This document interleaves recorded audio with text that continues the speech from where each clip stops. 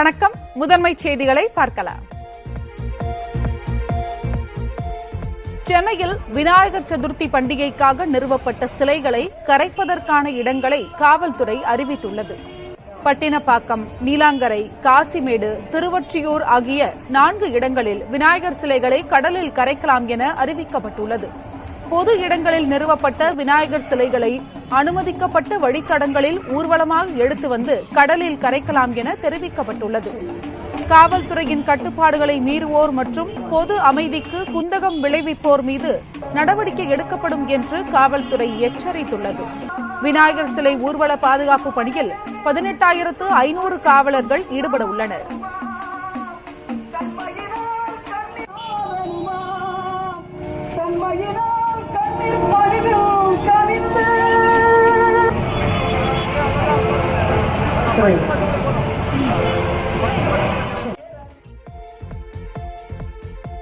காவிரி விவகாரத்தில் ஒழுங்காற்றுக் குழு மற்றும் மேலாண்மை ஆணையத்தின் உத்தரவுகளில் தலையிட விரும்பவில்லை என உச்சநீதிமன்றம் தெரிவித்துள்ளது. இவ்விரு அமைப்புகளின் உத்தரவுகளை சம்பந்தப்பட்ட அரசுகள் பின்பற்ற வேண்டும் என்றும் உச்சநீதிமன்றம் தெரிவித்துள்ளது. காவிரியில் நீர் திறக்க கோரி தமிழகம் தொடர்ந்த வழக்கும் அதற்கு எதிர்ப்பு தெரிவித்து கர்நாடகா தொடர்ந்த வழக்கும் உச்சநீதிமன்றத்தில் விசாரணைக்கு வந்தன. தமிழகத்திற்கு குறைந்த அளவே தண்ணீர் திறக்க காவிரி மேலாண்மை ஆணையம் உத்தரவிட்ட போதும் அதை கூட விடாமல் கர்நாடகா மறுத்து வருவதாக தமிழக அரசு தரப்பில் வாதிடப்பட்டது. கர்நாடகா தரப்பில் வாதிட்ட வழக்கறிஞர் ஷியாம் திவான் தமிழகத்திற்கு 2,500 கனஅடி நீர் மட்டுமே திறக்க முடியும் என கூறினார். விவசாய தேவைக்காக தமிழகம் காவிரி நீரை கேட்பதாகவும், ஆனால் குடிநீருக்கே வழி இல்லாத நிலை கர்நாடகாவில் உள்ளதாகவும் அவர் தெரிவித்தார். மழை இல்லாத காலங்களில் ஆறு தொடங்கும் இடத்தை விட முடியும் இடத்தில்தானே வறட்சி அதிகம் இருக்கும் என தமிழக அரசு தரப்பு வழக்கறிஞர் வாதிட்டார். இருதரப்பு வாதங்களையும் கேட்டுக்கொண்ட நீதிபதிகள் காவிரி ஒழுங்காற்றுக் குழு மற்றும் மேலாண்மை ஆணையத்தின் பரிந்துரை மற்றும் உத்தரவுகளுக்கு எதிராக தொடரப்பட்ட இடைக்கால மனுக்கள் மீது தலையிட மறுப்பு தெரிவித்தனர். ஒழுங்காற்றுக் குழு மற்றும் மேலாண்மை ஆணையத்தின் உத்தரவுகள் நிபுணர்கள் பரிந்துரைப்படி பிறப்பிக்கப்பட்டவை என்றும், எனவே அவை அமல்படுத்தப்பட வேண்டும் என்றும் நீதிபதிகள் கூறினர். ஒவ்வொரு 15 நாட்களுக்கும் ஒருமுறை காவிரி மேலாண்மை ஆணையம் கூடி இந்த விவகாரத்தை அணுக வேண்டும் எனவும் நீதிபதிகள் அறிவுறுத்தினர்.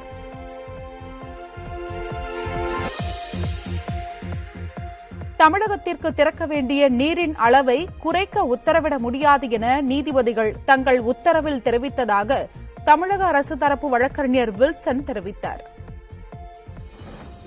காவிரி வாட்டர் மேனேஜ்மெண்ட் அத்தாரிட்டி அவங்க உடைய ரிப்போர்ட் நீதிமன்றத்தில் சப்மிட் பண்ணாங்க. அதை படித்து பார்த்துட்டு இப்போது கர்நாடகா இதை குறைக்கணும்னு சொல்கிறாங்க, 2000 குறைக்கணுன்றாங்க. அது எங்களால் அதை நாங்கள் தலையிட முடியாது. அதே போல் 5000 காவிரி வாட்டர் மேனேஜ்மெண்ட் அத்தாரிட்டி அந்த சாயில் கண்டிஷன்ஸை பார்த்துட்டு அங்கே இருக்க ஒரு ப்ரிவைலிங் கண்டிஷன்ஸை பார்த்துட்டு அவங்க கொடுத்துருக்காங்க ரிப்போர்ட்டு. அதனால் அது ஒரு 15 நாட்களில் மறுபடியும் ரிவ்யூ பண்ண போகிறாங்க. அது கண்டினியூ ஆகட்டும். அந்த 5000 கியூசெக்ஸ் தண்ணியை குறைக்கக்கூடாது அப்படின்னு சொல்லி உத்தரவு போட்டிருக்காங்க. காவிரி விவகாரத்தில் மேற்கொண்டு பேச்சுவார்த்தைக்கே இடமில்லை என அமைச்சர் துரைமுருகன் தெரிவித்துள்ளார். தமிழக காவிரி ஒழுங்காற்றுக் குழுவின் உத்தரவை ரத்து செய்ய கோரி உச்சநீதிமன்றத்தில் கர்நாடக அரசு தொடர்ந்த மனுவை உச்சநீதிமன்றம் தள்ளுபடி செய்தது. ஒழுங்காற்றுக் குழுவின் உத்தரவுப்படி வினாடிக்கு 5000 கனஅடி நீரை தமிழகத்திற்கு திறக்க உத்தரவிடப்பட்டது. இதுகுறித்து சென்னையில் செய்தியாளர்களிடம் பேசிய அவர் இதனை தெரிவித்தார். பேச்சுவார்த்தை என்பதே கிடையாது. பல ஆண்டு காலம் பேச்சு பார்த்து பயனில்லாத காரணத்தால் தான் நாங்கள் நடுவர் மன்றத்துக்கு போனோம். எனவே மீண்டும் ரெட்டியோச்சம் மூலேச்சம் எடுக்க முடியாது. அதையெல்லாம் தாண்டி வந்துட்டு எதுவாக இருந்தாலும் உச்ச நீதிமன்றம் தான். காவிரியிலிருந்து தமிழகத்திற்கு நீர் திறக்கக்கூடாது என கர்நாடகாவில் மீண்டும் போராட்டங்கள் வெடித்துள்ளன. காவிரி மேலாண்மை ஆணையம் மற்றும் காவிரி ஒழுங்காற்றுக் குழு உத்தரவை பின்பற்றி தமிழகத்திற்கு நீர் திறக்க வேண்டும் என உச்சநீதிமன்றம் உத்தரவிட்டுள்ளது. இதன் மூலம் நீர் திறக்கும் உத்தரவுக்கு தடை விதிக்க வேண்டும் என்ற கர்நாடகாவின் கோரிக்கையை உச்சநீதிமன்றம் நிராகரித்தது. இந்நிலையில் மைசூர், மாண்டியா, பெங்களூர் உள்ளிட்ட பகுதிகளில் கன்னட அமைப்பினர் போராட்டத்தை மீண்டும் தொடங்கியுள்ளனர். கர்நாடகாவிற்கே நீர் இல்லாதபோது தமிழகத்திற்கு நீர் திறக்கக்கூடாது என அவர்கள் முழக்கங்களை எழுப்பினர். எவ்வளவு நெருக்கடிகள் ஏற்பட்டாலும் தமிழகத்திற்கு நீர் திறக்கக்கூடாது என கர்நாடக ரக்ஷண வேதிகா அமைப்பு மாநில அரசை வலியுறுத்தியுள்ளது.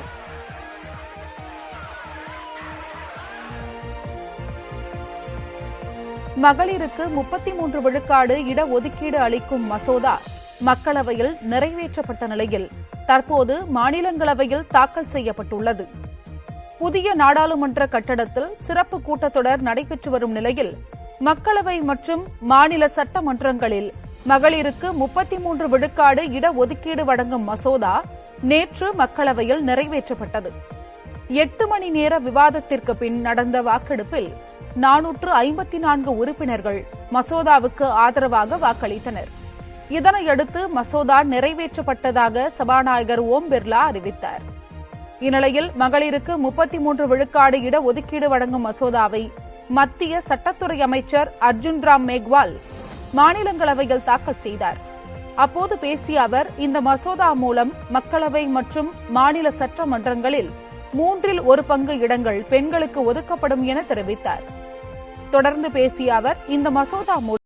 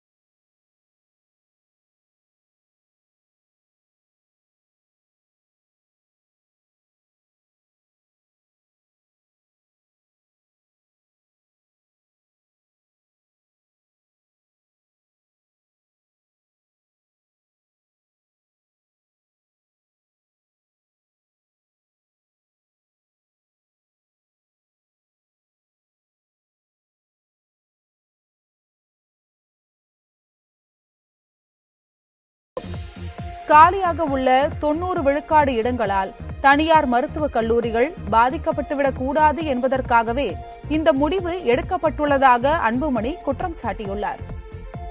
மொத்தமுள்ள 45,337 இடங்களுக்கு மும்மடங்கினர் தகுதி பெற்றும் தகுதி மதிப்பெண்களை குறைத்து கூடுதலாக 80,000 பேருக்கு தகுதி வழங்க வேண்டிய தேவை என்ன என்று கேள்வி எழுப்பியுள்ளார். மருத்துவக் கல்வி தரத்தை உயர்த்தவும் மருத்துவக் கல்வி வணிகமயமாவதை தடுக்கவும் நீட் தேர்வு எந்த வகையிலும் உதவவில்லை என்பதே உண்மை என்று கூறியுள்ளார். எனவே மருத்துவ படிப்புக்கான அனைத்து நிலை நீட் தேர்வையும் ரத்து செய்ய வேண்டும் என அன்புமணி ராமதாஸ் வலியுறுத்தியுள்ளார். மதிமுக பொதுச் செயலாளர் வைகோ வெளியிட்டுள்ள அறிக்கையில் நீட் ஒரு மோசடியான தகுதி தேர்வு என்பதையே மத்திய அரசின் அறிவிப்பு காட்டுவதாகவும் பாஜக அரசு மருத்துவ படிப்புகளுக்கு நீட்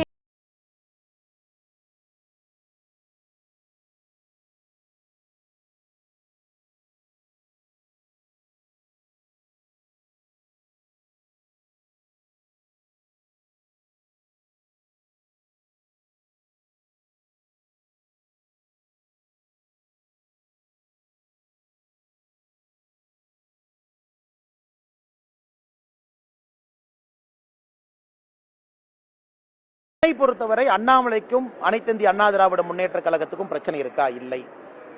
தமிழக பாரதிய ஜனதா கட்சிக்கும் அனைத்து இந்திய அண்ணா திராவிட முன்னேற்ற கழகத்துக்கும் பிரச்சனை இருக்கா? இல்லை. கிட்டத்தட்ட 4 நாட்களாக நிறைய அனைத்து இந்திய அண்ணா திராவிட முன்னேற்ற கழகத்தினுடைய தலைவர்கள் பேசியிருக்கிறாங்க. அண்ணன் ஜெயக்குமார் அவங்க பேசியிருக்கிறாங்க, ஆர்பி உதயகுமார் அவங்க பேசியிருக்காங்க, எல்லா தலைவரும் பேசி, செல்லூர் ராஜா அவங்க கூட மதுரையில பேசியிருப்பதாக கேள்விப்பட்டேன். எல்லாரும் பேசியிருக்காங்க. இதுல ஒரு விஷயத்தை நம்ம புரிஞ்சுக்கணுங்கண்ணா, அதிமுகவுக்கும் பாஜகவுக்கும் பிரச்சனை இருக்கா? இருக்கிற மாதிரி எனக்கு தெரியல. அதிமுக இருக்கக்கூடிய சில தலைவர்களுக்கும் அண்ணாமலைக்கும் பிரச்சனை இருக்கா? இருக்கலாம், அது எனக்கு தெரியாது. மோடி அவர்களை முன்னிலைப்படுத்தி 3வது முறை தேர்தலுக்கு போறோம். இந்த கூட்டணியினுடைய மையப்புள்ளி த்ரெட், காமன் த்ரெட் அப்படிங்கிறது மோடி அவர்கள், நரேந்திர மோடி அவர்கள். நரேந்திர மோடி அவர்களை யாரெல்லாம் பிரதம மந்திரி வேட்பாளராக ஏற்றுக்கொள்கின்றார்களோ அவங்க இந்த கூட்டணியில் இருக்கிறாங்க. அதிமுக பாஜக கூட்டணியில் முதல்வர் வேட்பாளராக அதிமுக பொதுச் செயலாளர் எடப்பாடி பழனிசாமியை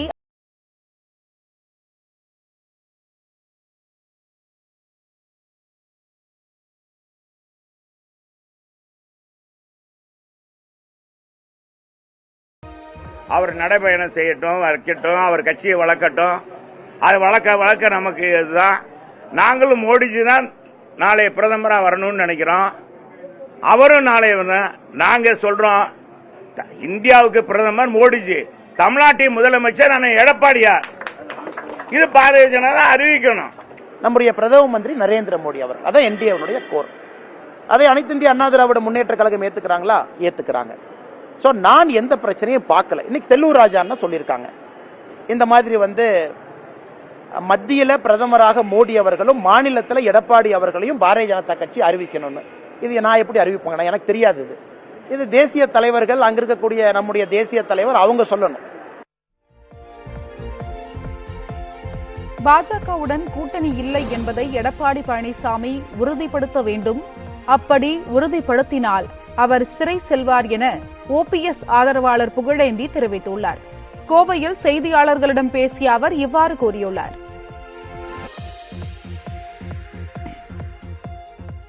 பழனிசாமி லெட்டிம் சே, எங்களை வளர்த்து ஆளாக்கிய எங்களது தலைவர்கள் தந்தை பெரியார், பேரறிஞர் அண்ணா, புரட்சி தலைவர் எம்ஜிஆர், அம்மாவை தலைவர்னு சொல்றல்ல, அவங்க காட்டிய வழியில தானே நீங்க வந்தீங்க.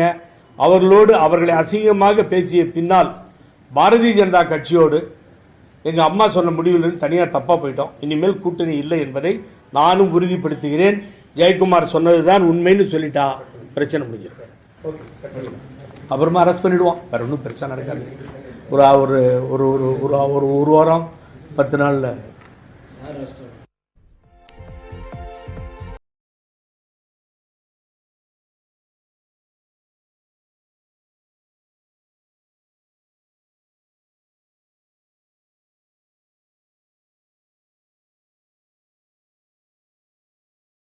வாய்ப்புகள் 47 ஆண்டுகளில் இல்லாத அளவு குறைந்து விட்டதாக கூறப்பட்டிருக்கிறது. இந்தியர்களின் சேமிப்பு குறைந்து விட்டதற்கான அரசை விமர்சித்து புகார்களும் வெளியாகியிருந்தன. இந்நிலையில் இந்த விமர்சனங்களுக்கு மத்திய நிதி அமைச்சகம் விளக்கமளித்துள்ளது. இந்திய குடும்பங்களில் சேமிப்புகள் குறையவில்லை என்றும், சேமிப்பு வகைகள் பெருகிவிட்டதால் அதில் பகிர்ந்து முதலீடுகள் செய்வதாலேயே குறைந்துவிட்டது போன்ற ஒரு தோற்றம் ஏற்பட்டுள்ளதாகவும் நிதி அமைச்சகம் தெரிவித்துள்ளது. ஒட்டுமொத்தமாக பார்க்கையில் இந்தியர்களின் சேமிப்பு பெருகி வருவதாகவும் நிதியமைச்சகம் கூறியுள்ளது. ஆசிய விளையாட்டுப் போட்டிகளில் மகளிர் கிரிக்கெட்டில் அரையிறுதிப் போட்டிக்கு இந்தியா தகுதி பெற்றிருக்கிறது. சீனாவின் ஹாங்சூ நகரில் ஆசிய விளையாட்டுப் போட்டிகள் 23ஆம் தேதி முறைப்படி தொடங்கவுள்ள நிலையில் தற்போது தகுதிச் சுற்று போட்டிகள் நடந்து வருகின்றன. இதில் மகளிர் கிரிக்கெட்டில் இந்தியா மலேசிய அணிகள் மோதின. மழை காரணமாக போட்டி 15 ஓவர்கள் கொண்டதாக குறைக்கப்பட்டது. முதலில் பேட் செய்த இந்தியா 2 விக்கெட் இழப்பிற்கு 173 ரன்கள் குவித்தது. இதன்பின் இமாலய இலக்கை மலேசியா துரத்த தொடங்கிய நிலையில் மீண்டும் மழை தொடங்கியதால் ஆட்டம் கைவிடப்பட்டது. மலேசியாவை விட தரவரிசையில் மேலே இருப்பதால் இந்தியா வெற்றி பெற்றதாக அறிவிக்கப்பட்டது. இதையடுத்து இந்தியா அரையிறுதிக்கு தகுதி பெற்றது. இந்த போட்டியில் இந்திய மகளிர் அணி 15 ஓவரில் குவித்த 173 ரன்களானது மிக விரைவான ரன் குவிப்பு என்பது குறிப்பிடத்தக்கது. டெல்லியில் ரயில்வே சுமை தூக்கும் தொழிலாளர்களின் குறைகளை காங்கிரஸ் எம்பி ராகுல் காந்தி நேரில் கேட்டறிந்தார். டெல்லியில் உள்ள ஆனந்த் விஹார் ரயில் நிலையத்திற்கு ராகுல் காந்தி சென்றார். சுமை தூக்கும் தொழிலாளர்கள் அணியும் சிவப்பு நிற சீருடையில் சென்ற ராகுல் காந்தி சுமைகளையும் தூக்கினார். சுமை தூக்கும் தொழிலாளர்கள் மத்தியில் அமர்ந்து அவர்களின் குறைகளையும் அவர் கேட்டறிந்தார். இந்த தகவல்களை வெளியிட்டுள்ள காங்கிரஸ் கட்சி ராகுல் காந்தியின் ஒற்றுமை பயணம் தொடர்வதாகவும் தெரிவித்துள்ளது. வாகன பழுது நீக்குபவர்கள், மாணவர்கள் என பல தரப்பினரையும் ராகுல் காந்தி சென்று சந்தித்து வருவது குறிப்பிடத்தக்கது.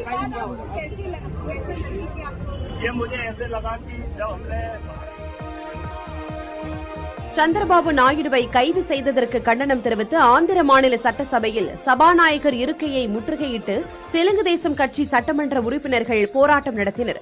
ஆந்திர மாநில சட்டப்பேரவையில் மழைக்கால கூட்டத்தொடர் நடைபெற்று வருகிறது. இந்நிலையில் ஊழல் வழக்கில் கைது செய்யப்பட்டுள்ள சந்திரபாபு நாயுடுவை விடுவிக்க வலியுறுத்தி சபாநாயகர் தம்மிநேனி சீதாராமின் இருக்கையை தெலுங்கு தேச கட்சி சட்டமன்ற உறுப்பினர்கள் முற்றுகையிட்டனர். அதோடு பதாகைகளை ஏந்தியவாறு ஆந்திர மாநில அரசுக்கு எதிராக முழக்கங்களை எழுப்பினர். பின் காகிதங்களை கிழித்து எறிந்தனர். அமளி நீடித்ததால் அவைத் தலைவர் சீதாராம் அவையை ஒத்திவைப்பதாக அறிவித்தார்.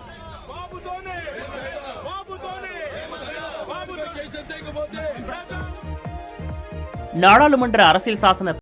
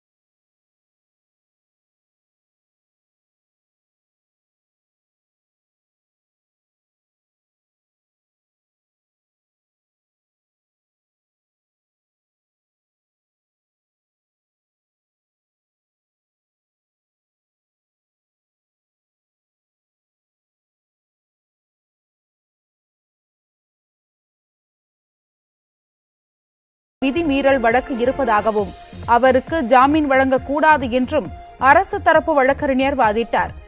இதனையடுத்து டிடிஎஃப் வாசனுக்கு ஜாமீன் வழங்க அனுமதி மறுத்த நீதிபதி அவரது மனுவை தள்ளுபடி செய்தார். திருவண்ணாமலை மாவட்டம் வந்தவாசி வட்டாட்சியர் அலுவலகத்தில் பொதுமக்களுக்கு வழங்கப்பட வேண்டிய இலவச வேட்டி சேலைகள் மூட்டை மூட்டையாக குவித்து வைக்கப்பட்டுள்ளன. தமிழக அரசு சார்பில் முதியோர் உதவித்தொகை பெறும் நபர்களுக்கும் பொங்கல் பண்டிகை அன்று இலவச வேட்டி சேலைகள் குடும்ப அட்டைதாரர்களுக்கும் வழங்குவதற்காக கொண்டுவரப்பட்டு இருப்பு வைக்கப்பட்டது. இங்குள்ள சேலைகள் சில மழையில் நனைந்ததால் மக்கள் பயன்படுத்த முடியாத நிலை ஏற்பட்டுள்ளது.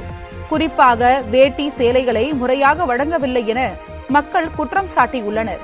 இதுகுறித்து வந்தவாசி வட்டாட்சியர் பொன்னுசாமியிடம் கேட்டபோது பொதுமக்களுக்கு வழங்கியது போக பேரிடர் காலங்களில் பாதிக்கப்பட்ட மக்களுக்கு வழங்குவதற்காக வைத்துள்ளதாக கூறினார்.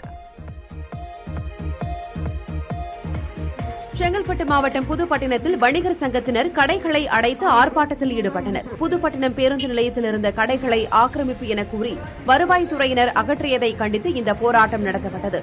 பேருந்து நிலையம், பக்கிங்ஹாம் கால்வாய் கரையோரம் மற்றும் குறுக்கே உள்ள நடைபாதைகளில் தரைக்கடைகள் பல ஆண்டுகளாக இருந்தன. அவற்றால் போக்குவரத்துக்கு இடையூறு ஏற்படுவதாக தொடர்ந்து புகார்கள் எழுந்தன. அதனையடுத்து திருக்கழுக்குன்றம் வட்டாட்சியர் ராஜேஸ்வரி தலைமையிலான அதிகாரிகள் ஆக்கிரமிப்புகளை அகற்ற நோட்டீஸ் அனுப்பினர்.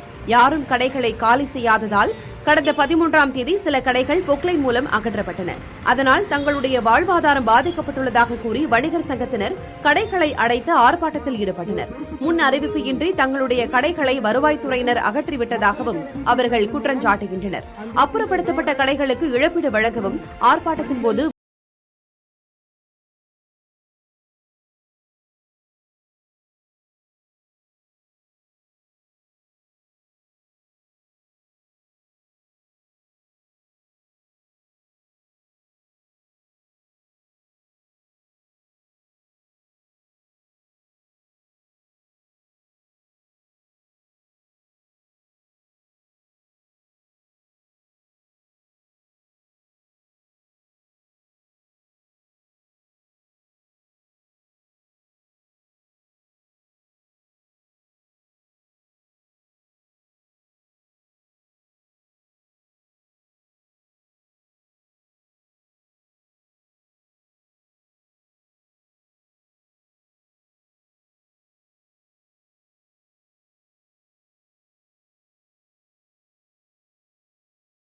நடவடிக்கை எடுப்பார்களா என மக்கள் கேள்வி எழுப்புகின்றனர்.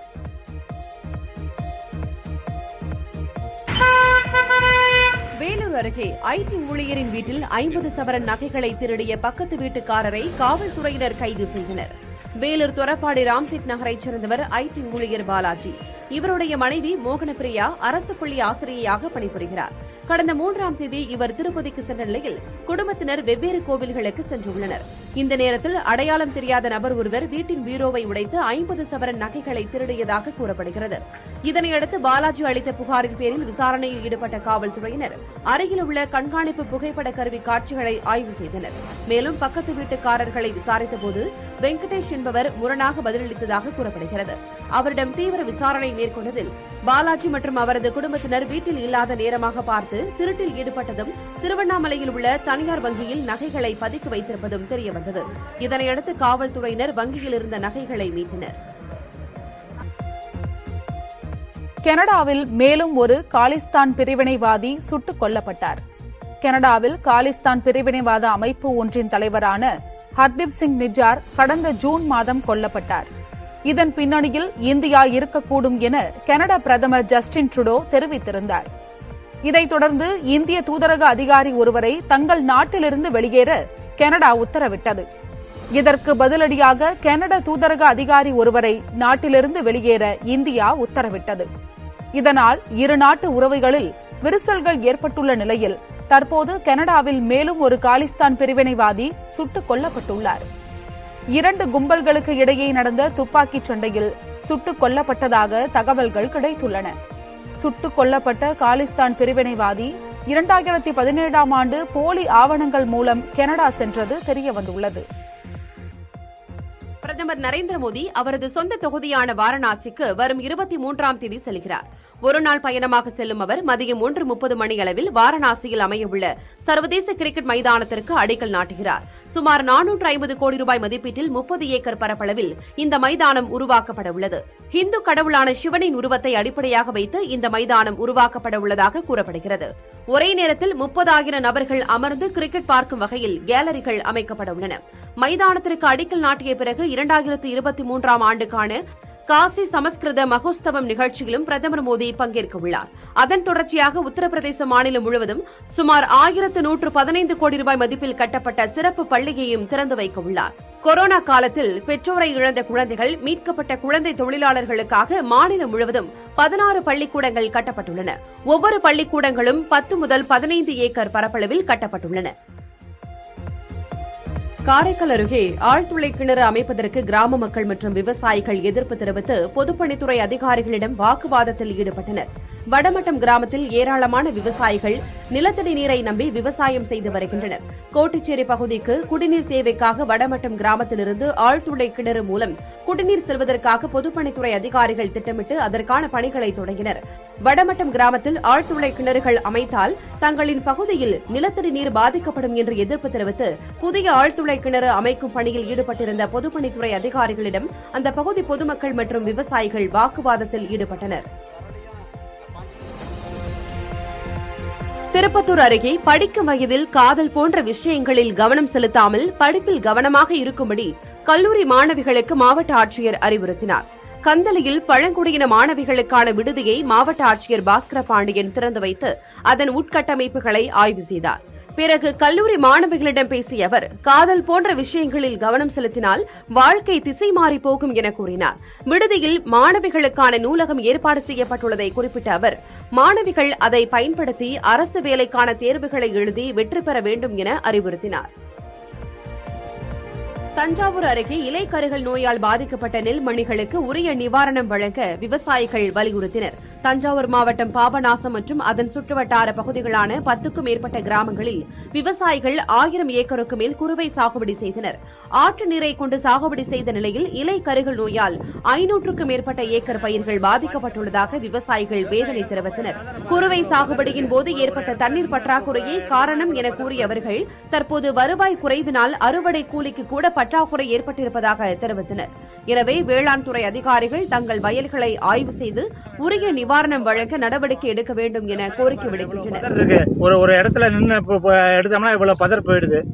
சற்றேறக்குறைய ஆயிரக்கணக்கான ஏக்கர் உழவர்களுடைய குறுவை நெல் பயிர் பாதிக்கப்பட்டிருக்கிறது. அது மகசூல் இழப்பை ஏற்படுத்தியிருக்கிறது. குறிப்பாக சூழ் பிடிக்கின்ற பருவத்தில் பால் பிடிக்கின்ற பருவத்திலே தண்ணீர் இல்லாத காரணத்தினால் உழவர்களுக்கு பெருத்த பொருளாதார நட்டம் ஏற்பட்டிருக்கிறது. கிருஷ்ணகிரி அருகே கூலிக்கு கூட விலை கிடைக்காததால் பயிர் செய்த வெண்டைக்காயை உழவு செய்து அளித்த சோகம் அரங்கேறியுள்ளது. பொம்மைப்பள்ளி கிராமத்தைச் சேர்ந்தவர் சக்தி தனது 1 ஏக்கர் நிலத்தில் வெண்டைக்காயை பயிரிட்ட இவர் தற்போது உள்ள விலை பராமரிப்பு செலவுக்கு கூட போதவில்லை என வேதனை தெரிவித்தார். 200 கிலோ வெண்டைக்காய் அறுவடை செய்தாலும் அதற்கு 600 ரூபாய் மட்டுமே கிடைக்கிறது என்றும் அவர் கூறினார். விலையேற்றம் வரும் என்று எதிர்பார்த்த நிலையில் பராமரிப்பு செலவுகளுக்கு கூட பணம் கிடைக்காததால் 1 ஏக்கர் அளவுக்கு பயிர் செய்திருந்த வெண்டைக்காயை டிராக்டர் மூலம் உழவு செய்து அளித்ததாக விவசாயி வேதனையுடன் தெரிவித்தார்.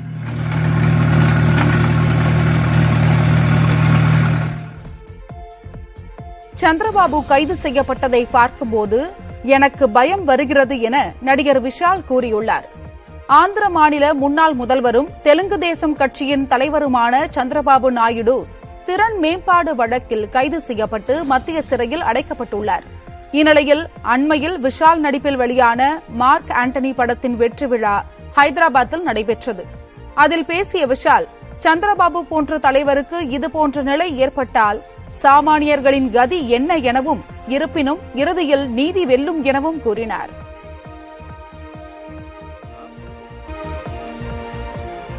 ஸ்பெயின் நாட்டில் பெய்து வரும் கனமழையால் சாலைகள் முழுவதும் தண்ணீர் தேங்கியுள்ளது.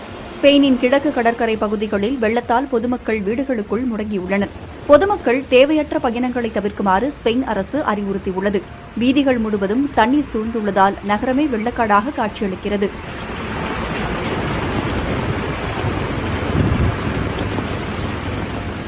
வீதிகளில் வெள்ளம் பெருக்கெடுத்து ஓடி வீடுகளுக்கு புகும் காட்சிகள் தற்போது வெளியாகியுள்ளன.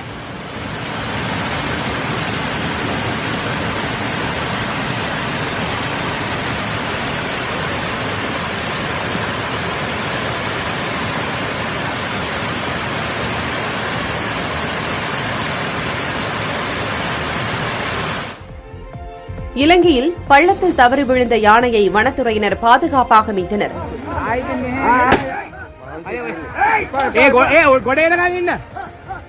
பொலனறுவை மாவட்டத்தில் உள்ள விளைநிலத்தின் வழியாக சென்ற யானை ஒன்று அங்கிருந்த பள்ளத்தில் தவறி விழுந்தது. இதுகுறித்து தகவல் அறிந்து சென்ற வனத்துறையினர் பொக்லைன் இயந்திரம் கொண்டு யானையை பத்திரமாக மீட்டு வனப்பகுதிக்குள் விட்டனர்.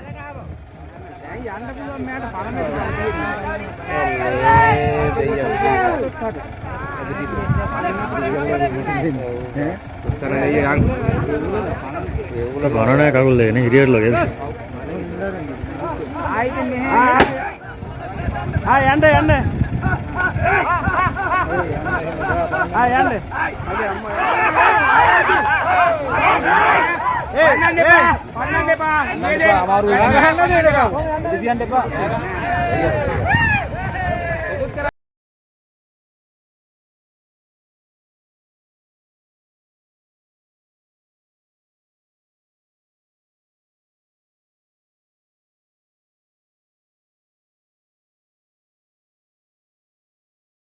அப்பகுதியில் இருந்த சில குடியிருப்புகள் மற்றும் மருத்துவமனை கட்டடங்கள் லேசான சேதமடைந்தன.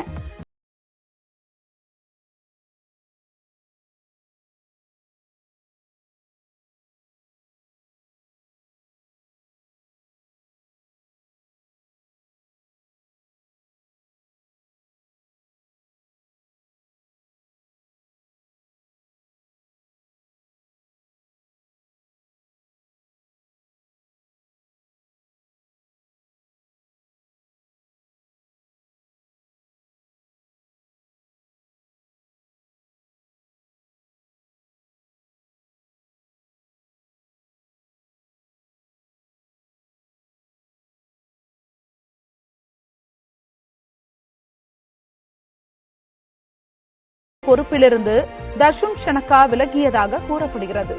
வரும் உலகக்கோப்பை